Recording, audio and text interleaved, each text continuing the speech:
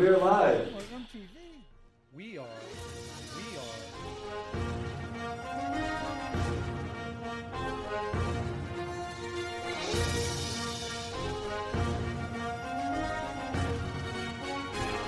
Hi, I'm Joel Furches for the Mentionables, and today we're going to continue to look at 10 questions to ask every Christian. Here's the next question.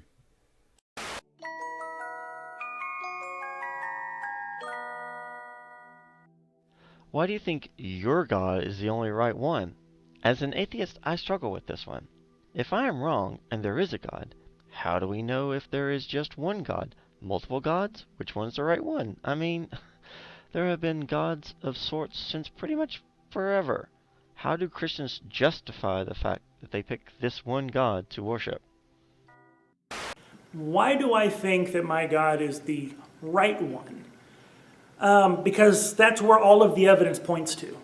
There isn't the evidence, doesn't show that it's some nebulous force like in Buddhism or Hindu. The evidence doesn't show that there's some kind of pantheon of human-like gods combating for things. Let me just give you one example of what I mean. There's what is commonly known as the Kalam cosmological argument. It basically says that everything that begins to exist has to have a cause. The universe began to exist, and therefore the universe has a cause. Now, we know the universe began to exist, right? All science tells us that, going back to the Big Bang. All of philosophy tells us that, because you cannot have a past infinite regress. There had to be a point in time where time began, where the universe came into existence.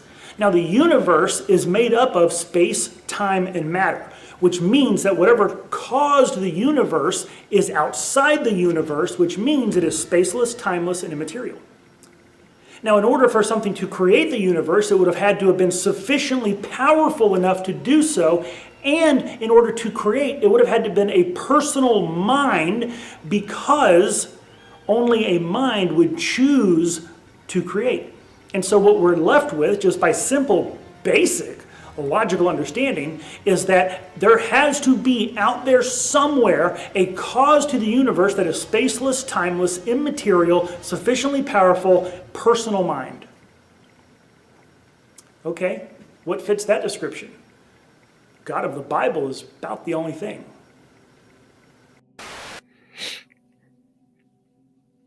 This is a good question, and one personally I think people should take the time to investigate.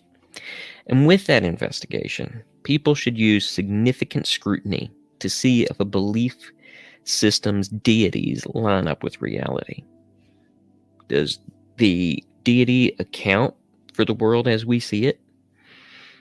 Has it communicated with us in any way? Is the belief system internally consistent if it has? Can it hold up to hard questions? I think these are some great questions that start investigating the question of does this particular God line up with reality?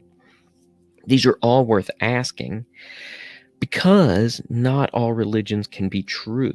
Many of them contradict not only what we see about reality, what we can observe, what we can philosophically testify to, but they also contradict with each other, so they can't all be true.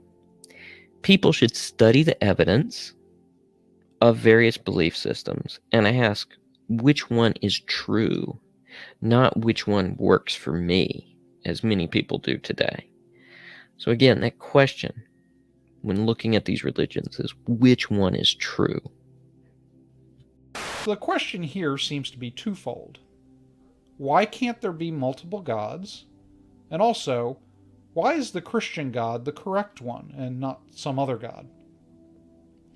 As to the first, the definition the Christians follow as to who God is that God is the greatest possible being in which all great-making properties, such as love, justice, knowledge, beauty, etc., are found to the greatest and most perfected degree. Now, could there be two greatest possible beings and all of the great-making properties at their most perfect? Well, by definition, no. because individuality or uniqueness is presumably a great making property. But let's assume that they are not.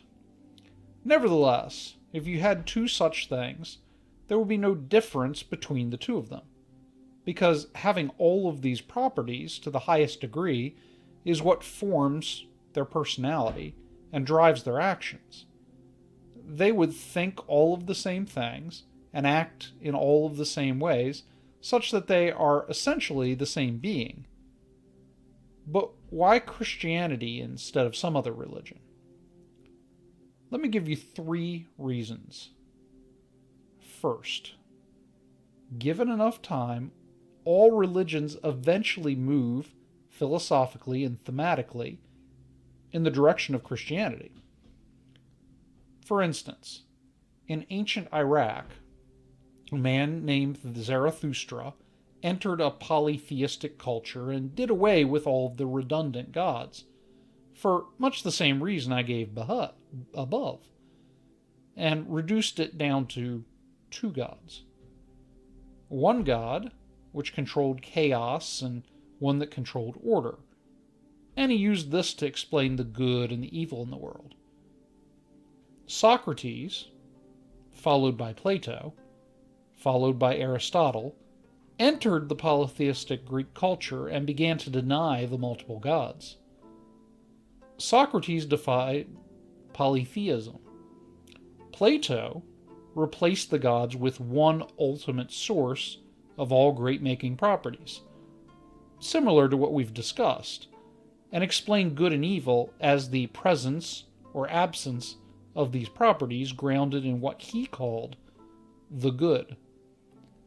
Then Aristotle came along and proposed an unmoved mover who caused all movement or change in the universe without himself being changed. Even Muhammad found polytheism counterintuitive and preferred monotheism over polytheism. The point being is that if you allow any religion enough time to evolve, they all begin to look a lot like Christianity monotheism. The second reason one may assume Christianity over other religions is the person of Christ. Here also we see all world religions have made efforts to adopt Christ as part of their religion. At least all the mainline ones. Hindus sometimes claim that Jesus traveled into Hindu regions, learned from Hindu teachers, and that his ministry, therefore, was teaching Hindi. Buddhists will sometimes say that Jesus was an ascended master. Muslims claim Jesus as their Messiah.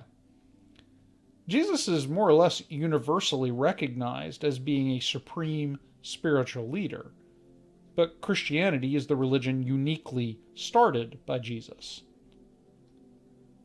There's also significant evidence that Jesus did, indeed, rise from the dead. Unfortunately, given the bulk of that evidence, I can't go into it here. The final proof of the superiority of Christianity is its success. After the crucifixion of Jesus, Christianity rapidly expanded across the Mediterranean world, such that, within a generation following Jesus' death, it had spread as far east as India, across most of northern Africa, and out into eastern Russia, and significantly into Europe. 3 continents had Christian churches before all of the original Christians died. As of now, there are Christians present in every country across the world, even if some are huddled in small underground churches. Christianity is the largest religion in the world. Taken as a group, 1 in 3 people in the world are Christian. So there's a lot to suggest that Christianity is the correct religion.